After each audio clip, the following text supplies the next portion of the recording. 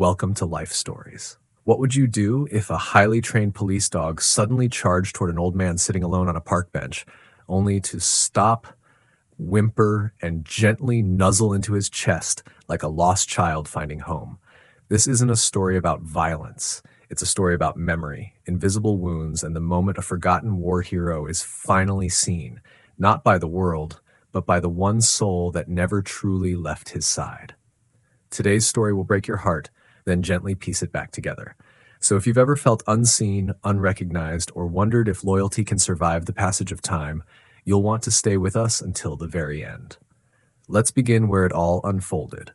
On a quiet afternoon in the heart of Prospect Park, where one man's past collided with the present in a way no one could have predicted. The late afternoon sun filtered through the sycamore trees of Prospect Park, painting the cracked pavement in streaks of gold. On a weathered bench beneath the branches, Henry Cole sat so still he might have been carved from the same stone as the path itself. His old Marine-issue jacket, faded olive and frayed at the seams, hung off his shoulders like a relic from another war, a war that still lived behind his eyes. He watched the world pass, joggers in wireless earbuds, nannies wrangling toddlers, teenagers tossing basketballs across the court. No one saw him. Not really, and that was fine. Most days Henry preferred it that way. But today there was a ripple in the air, the kind you only notice if you've been trained to. Henry's fingers flexed against the bench. He felt it before he saw them. 3 officers moving down the path, boots too heavy, voices too clipped. His spine stiffened. They always come in threes, he thought. At first, he didn't look up. He just let the breeze roll over him, closing his eyes for a second to summon calm. He didn't want trouble. He just wanted to be left alone, to sit and remember. That was all. "Evening, sir," came a voice, official and flat. "You've been here a while." Henry opened his eyes slowly. The lead officer, Reynolds, his badge red, stood squarely in front of him, flanked by Officer Grant and Officer Carter. All 3 radiated tension, the kind that could tip either way. "I'm not bothering anyone," Henry said quietly, his voice edged with weariness, not defiance. Reynolds' eyes narrowed. "We've had complaints, loitering. People feel uneasy. Because I'm black or because I'm old?" The words slipped out before Henry could stop them. A silence fell, sharp as broken glass. Reynolds cleared his throat.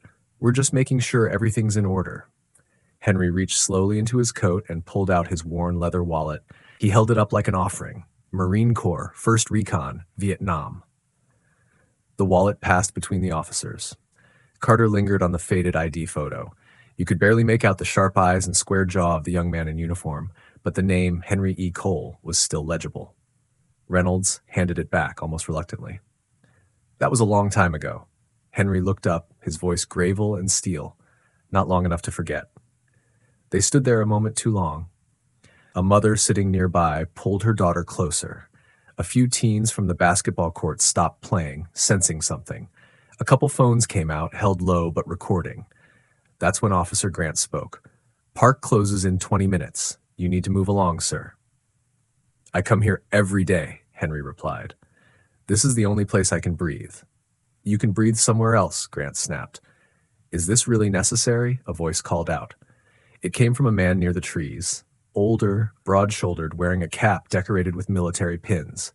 Walt Reeves stepped into view, face shadowed but steady. "Henry?" Henry blinked. "Walt?" Walt's eyes widened in disbelief. "I'll be damned. Henry Cole. We served together.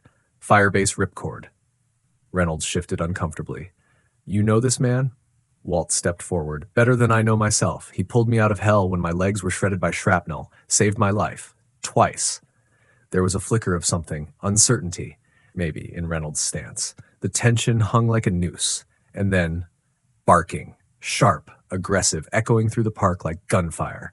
A 4th officer strode into the clearing, uniform crisp, a powerful German shepherd straining at the leash. The dog's nameplate glinted. Duke. Officer Daniels called out to the others. "Got the K9, just in case." "Just in case of what?" Henry almost asked. But he didn't get the chance. Grant nodded curtly. "Let's clear this up now. Deploy the dog." Daniels hesitated. "He's on edge today. Training's been rough." "Do it." The leash slipped. Duke surged forward, eyes locked on Henry.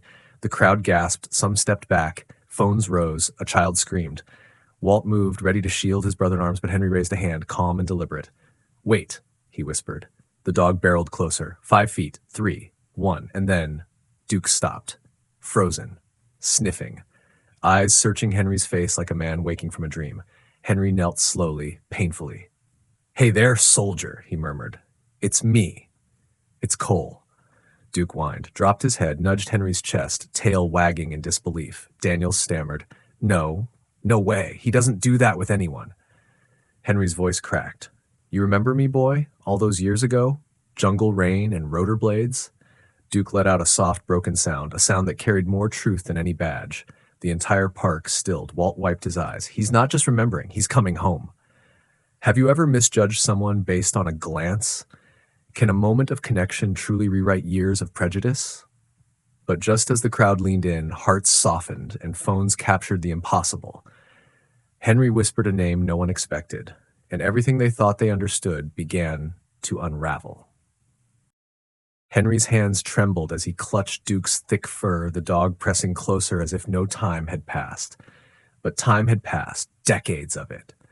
Time filled with silence, with streets that never knew his name and rooms that never asked what he had seen. And yet here was Duke, responding not to a command, not to a badge, but to something unspoken between them. The crowd was stunned. Some still held their phones up, others lowered them slowly, as if the act of filming now felt intrusive. Officer Daniels crouched near, reaching a tentative hand toward the dog.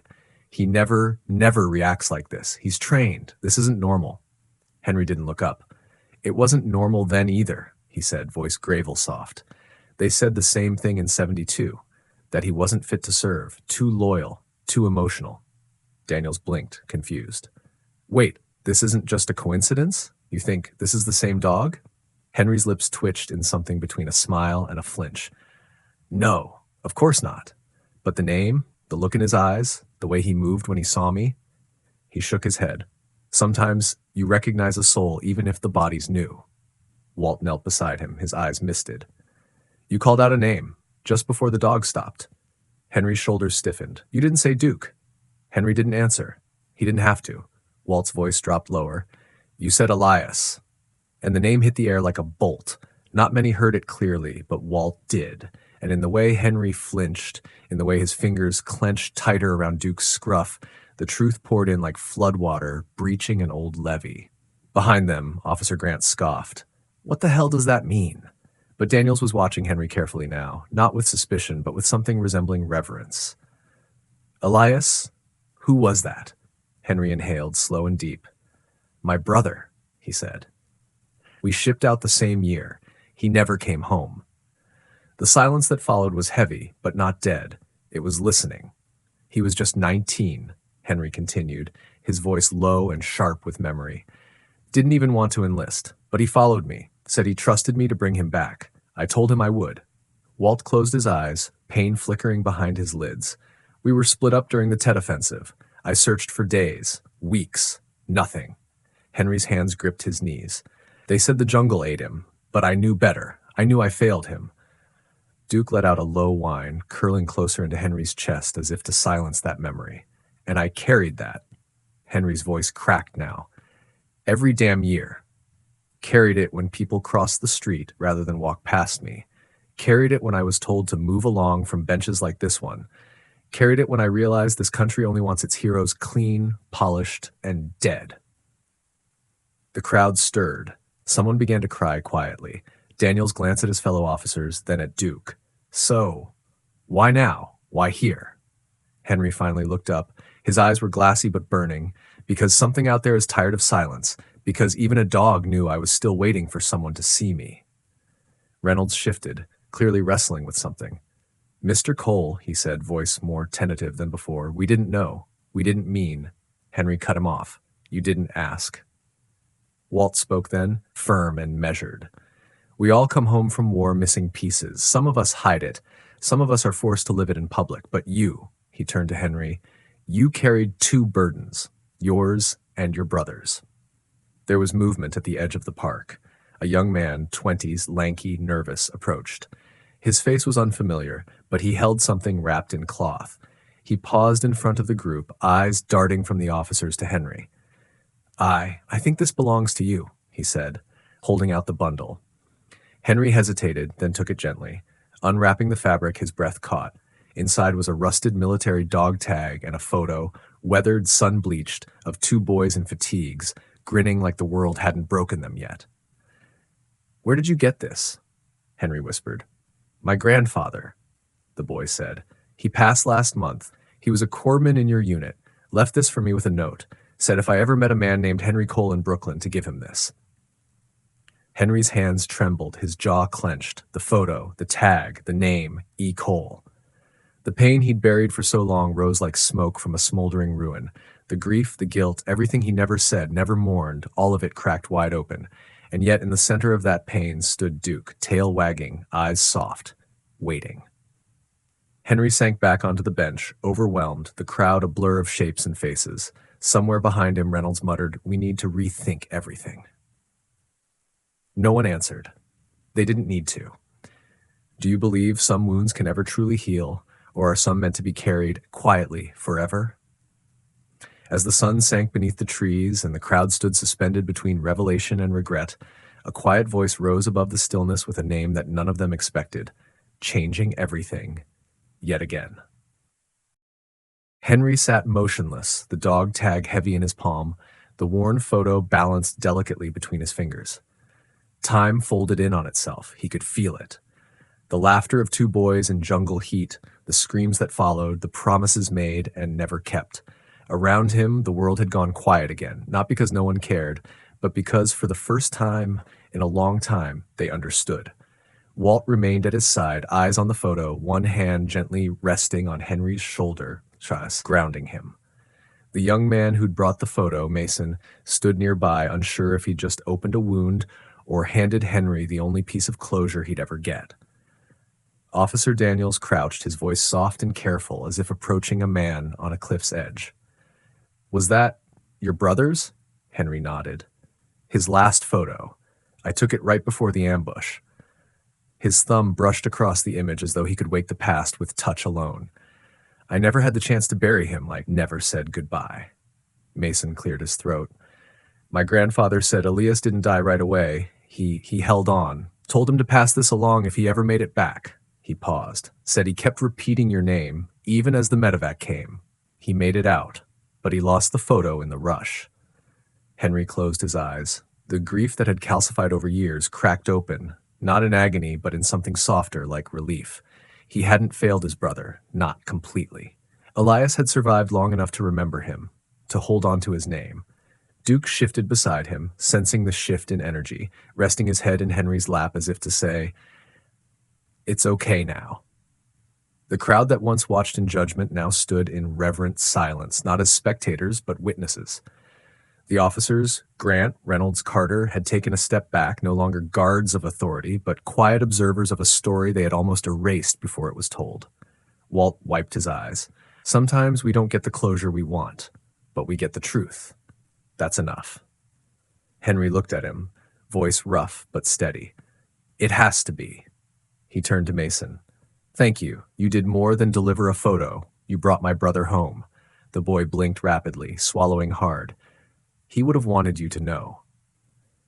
A slow ripple moved through the onlookers, as if some invisible thread had tightened among them. The mother from earlier stepped forward, her daughter clutching her hand. "Mr. Cole, I hope you don't mind. My daughter, she wants to thank you." The little girl stepped closer, barely above a whisper. "Thank you for being brave, and for not being mad at the dog." Henry smiled gently, patting Duke's head. "Sometimes the ones we think are chasing us are the ones meant to protect us." Officer Reynolds cleared his throat. "Mr. Cole, I know we started this all wrong, and I don't know if words fix anything, but you've changed the way I see a lot of things. I want you to know that." Henry regarded him for a long moment, then nodded. "That's all any of us want, to be seen, not watched. Seen." The sun was beginning to set, casting the whole park in hues of amber and rose. A soft breeze rustled through the leaves, and with it came a kind of quiet peace that felt earned. The city was still noisy somewhere out there, still harsh, still flawed. But here, in this little corner of Prospect Park, something sacred had happened. Walt looked at the bench. You know, this place ought to mean something now. The silver-haired journalist, who had returned quietly and taken notes the whole time, stepped forward. It already does. I'll make sure people know what happened here today. By the next morning, a temporary plaque appeared on the bench, secured with ribbon and tape. It read, "In honor of Henry Cole and all those whose service was forgotten but whose courage endured." A week later, it was made permanent. In the days that followed, Henry's life changed in small, powerful ways. Teenagers began to sit beside him, asking questions not just about war, but about resilience. Strangers brought coffee, conversation, and sometimes nothing at all, just quiet companionship. Duke visited every morning with Officer Daniels, who never again looked at the world the same way. But one morning, Duke didn't get up. Daniels had found him lying peacefully in his kennel, tail still, breath gone. He'd passed in his sleep, no signs of pain, just stillness. When Henry heard, he didn't speak. He simply nodded, walked to the park, and sat on their bench alone. He looked out over the grass, where the light now fell softly over the memorial plaque. And then he did something no one expected. He pulled from his pocket that old photo, the one of him and Elias, and tucked it under the bench. Not hidden, just left behind. Later that afternoon, Mason and his friends found it and didn't touch it. They just stood around the bench, hats off, silent. Henry never came to the park after that. Some say he moved in with his niece upstate. Others say he finally took that trip to see the Vietnam Memorial in D.C. But one thing's certain, he didn't vanish. Not anymore. Because stories like his don't fade. They echo. They ripple. And when the wind is just right in Prospect Park, you can still hear the soft pat of paws, the creak of a bench, and the whisper of two brothers keeping a promise made in a world far away. What part of this story stayed with you the most, and why? If this story moved you, comment 100 below. Tell us where you're watching from. We'd love to hear your country. Share this story with someone who needs to believe in the power of being seen. Thank you for watching Life Stories.